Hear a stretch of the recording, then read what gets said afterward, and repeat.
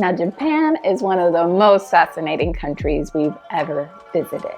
It's a place that balances the traditional and the futuristic so beautifully.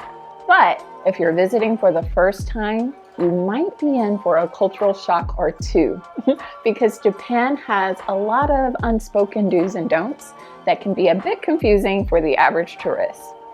And after spending 2 months in Japan as digital nomads, both working and immersing ourselves in the culture, we learned a lot, even things that we haven't heard explained in other travel guides before. So in this video, we're breaking down 20 essential things you need to know before traveling to Japan. We know these tips will help you be ready for anything when you land in Japan. Well, hey world travelers, I'm Kendra Lucas. And I'm David Lucas of Lucas World Travel.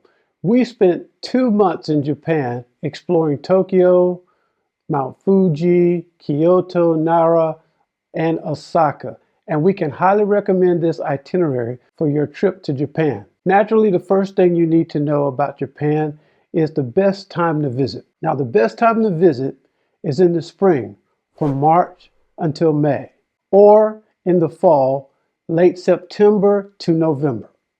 In the spring, you might catch the blooming of the cherry blossoms between late March and early April. In the fall, you can enjoy the cooler temperatures and perhaps even see the leaves changing colors. However, try to avoid the summer, particularly the months between June and July, because it's ridiculously hot and it rains frequently because summertime is rainy season in Japan.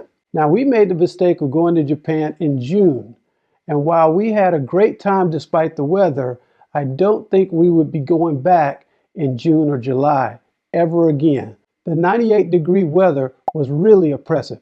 In addition, as a foreigner, you should avoid visiting during Golden Week, which runs from April 29th to May 5th. This is the week with 4 national holidays, so it's a popular time for Japanese to take off work and travel. Because of the holidays, hotel prices are higher, and many hotels, activities, and train tickets will all be sold out. So if you plan to travel Golden Week, you will need to book all of your tickets and hotels well in advance, and planning a trip during this time is just a bit more challenging. To get around Japan, we recommend using public transport. There is no need to rent a car in Japan unless you plan on venturing out into the countryside. But Google Maps works very well in Japan and gives accurate walking directions and excellent public transport directions as well. However, when possible, avoid using public transport between 7:30 a.m. and 9 a.m. because rush hour times are really intense in Tokyo. Trains are packed, and on popular routes, they are literally pushing people inside those carts to fill them up. On one day, we had to travel through Tokyo Station during rush hour to catch a tour. And everyone was just walking so fast and with determination to get to work that we felt like we were soldiers marching off to battle. It was very intense. I felt like I couldn't hesitate. I couldn't step out of line with everybody until we got out of the station. So when you're on vacation, sleep in a little bit and don't go out till about 9:30, 10 o'clock once all the working people have gotten to their jobs. It's a much more relaxed experience after 9:30 on the public transport. Outside of public transport, taxis are readily available, and we didn't have any problem hailing one from the side of the road. Just know that signs on the taxis are a bit counterintuitive. See, a red sign on the dash of a taxi means the taxi is empty and you can hail it. A green sign means it's already occupied and can't be hired. We were really confused by this when we first arrived.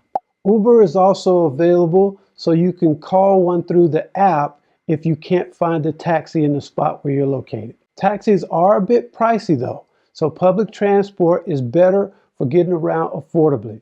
However, public transport stops running around midnight. So if you're out past midnight, a taxi might be your only option.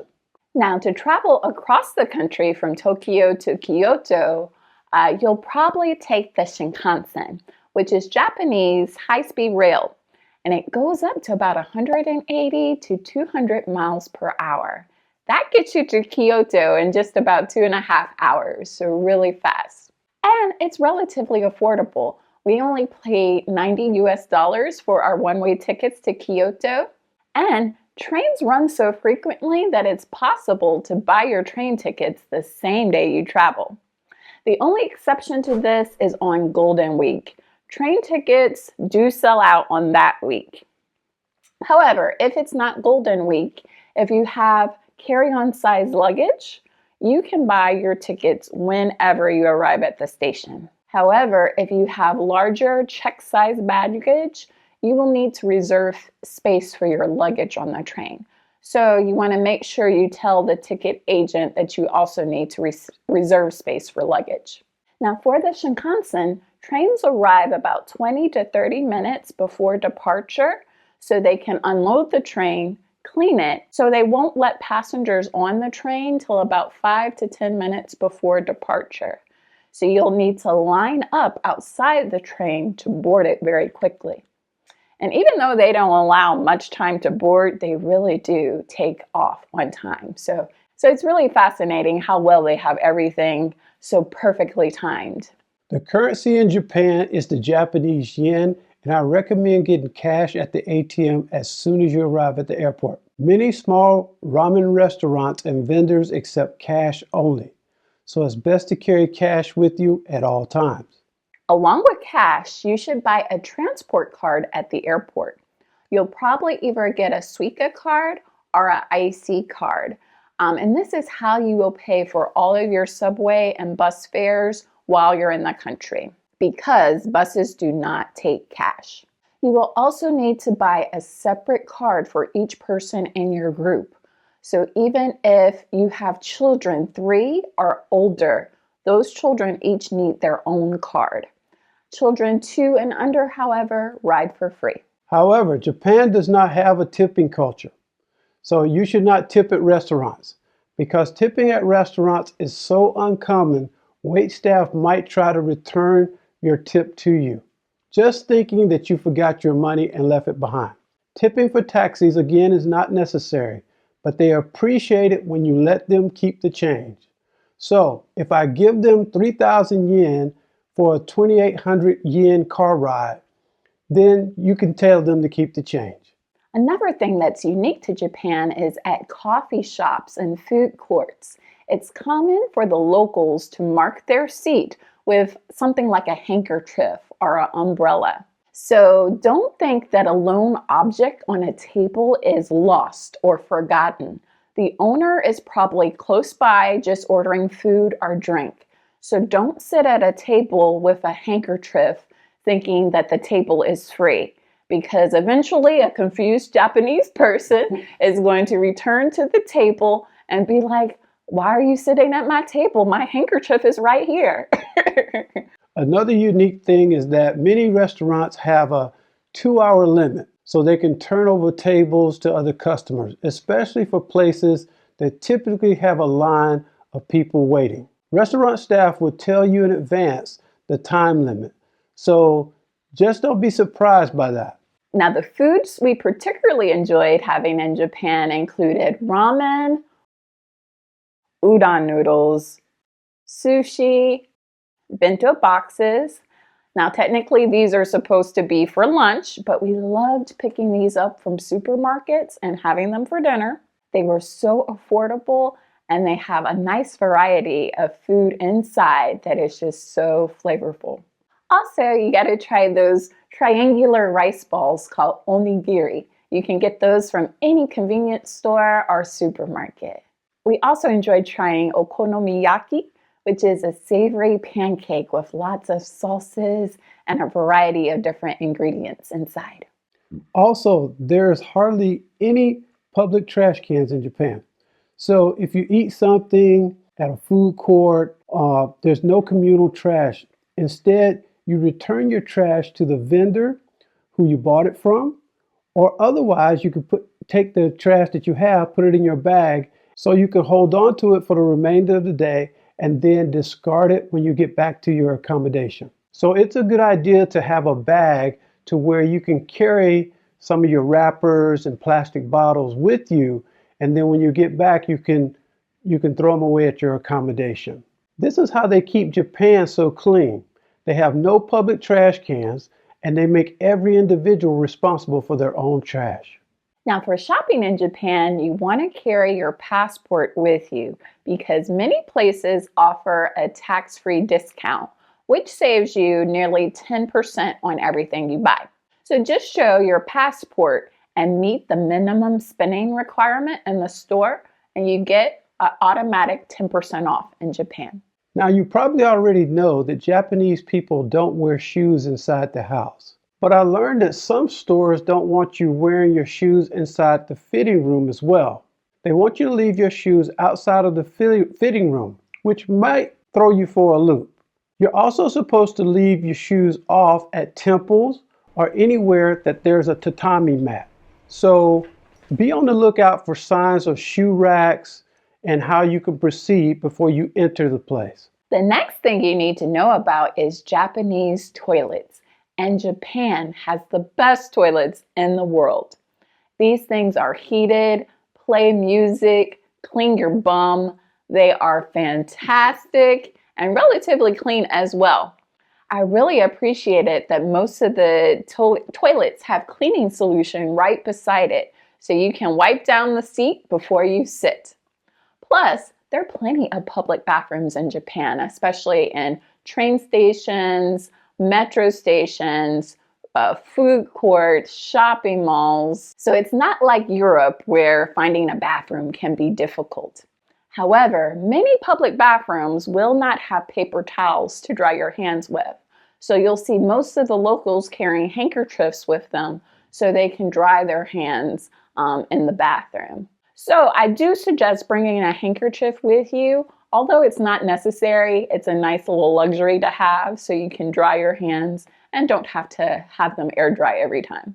Another thing you might want to bring with you to Japan is your international driver's license. Although I don't recommend renting a car in Japan, I do recommend driving. Driving a go-kart, that is. This activity is so ridiculously fun that it's absurd. It's a little bit pricey, but it's so unique it feels worth it. However, in order to do this activity, you need to have an international driver's license. So if you're at all interested in doing the go-karts through the city, you will need to bring your international driver's license with you. It was fun and I highly recommend it. Now for temple etiquette, you should know that you cannot take any photos of the statues inside the temple. These statues are considered to be deities themselves and are sacred to them. So they don't want you taking any photos or videos of the interior of the temple, of the altars inside. However, you can take as many videos and photos of the outside of the building as you would like. So just remember, inside altars are for eyes only and no photography. Outside, free range, snap as many pics as you like. Before going to Japan, download Google Translate and download the Japanese language to the app for offline use. This will make your translations process a bit faster. You will be using Google Translate daily in order to translate signs and menus. You'll probably use it to talk to people as well. So have the app on your home screen, make it easy access for yourself while you're in Japan. We also highly recommend getting an eSIM so that you'll have data to use your Google Maps and Google Translate while in Japan.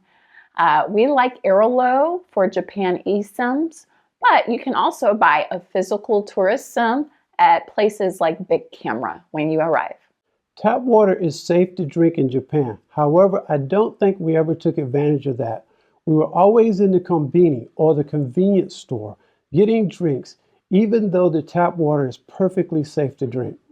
I think Kendra and I just kind of threw the budget out the window, went to the convenience store and tried every type of snacks and drinks that they had. Because Japan is unique in that it has a plethora of snacks that we don't have in America. I must admit, it is a little bit less wasteful to bring your own water bottle and have it refilled as you travel and keep your budget.